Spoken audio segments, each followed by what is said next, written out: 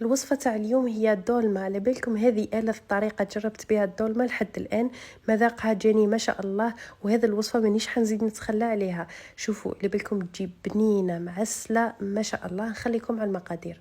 في لاكوكوت درت شوية زبدة وشوية تاع الزيت، هبط عليهم دي مورسو تاع الدجاج، ومن بعد درت حبة بصلة تكون صغيرة مرابية مع زوج فصوص تاع الثوم، قليتهم شوية، ومن بعد درت كمية تاع الحمص.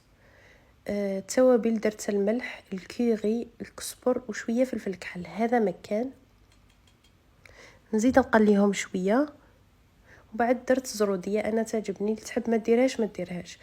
ومن بعد مرقت، ما تكثروش بزاف الماء، يعني يتغطى الدجاج بهذا الشكل بركاو، وغلقت عليها مده 20 دقيقه ولا ربع ساعه. ومن بعد جبت كميه تاع الفيونداشي، درت لها كميه مليحه تاع الدبشه وزوج فصوص ثوم، ملحت ودرت الفلفل الكحل شويه تاع الكزبر، مغرفه كبيره لا شابلور، وعجنتهم مليح مليح.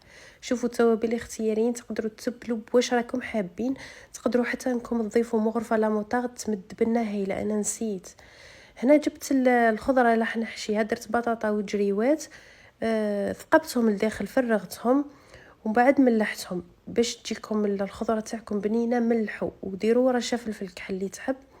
جبت هذاك الفيونداشي ونبدا نعمر في الخضره بالشكل اللي راكم تشوفوا فيه. باش ما تخرج لكمش لا فيونداشي سيو ديروا لها في الاطراف بذاك الشكل، شغل تدهنوها في الاطراف. والدولمه من الاحسن ديروا لها حبات بطاطا يكونوا صغار باش تجي باهيه.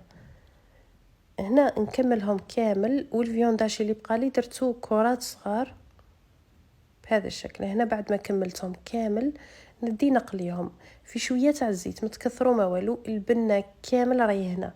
شوفوا انا من قبل كنت ديريكت نلوحهم في لاصوص تجي دولمه بنينه وكلش، بصح بهذه الطريقه بعد ما قليتهم على بالكم واحد البنه، وما ما تفتحوليش في لاكوكوت بزاف موالفين يذوبوا.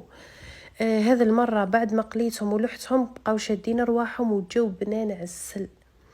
هنايا بعد ما حمرتهم مليح نحيهم.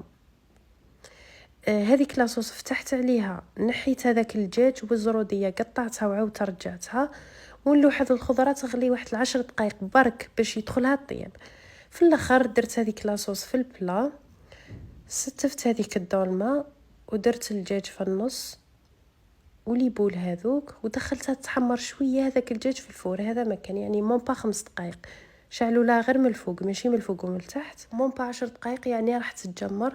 انا شتيتها تدي هذيك التجميره تاع الفور. شوفوا انا شتيتها تجي ناقصه شويه لاصوص، اللي يحبوا لاصوص ما ينشفوش في لاكوكوت تاعهم، يخليو لاصوص ويضيفوها.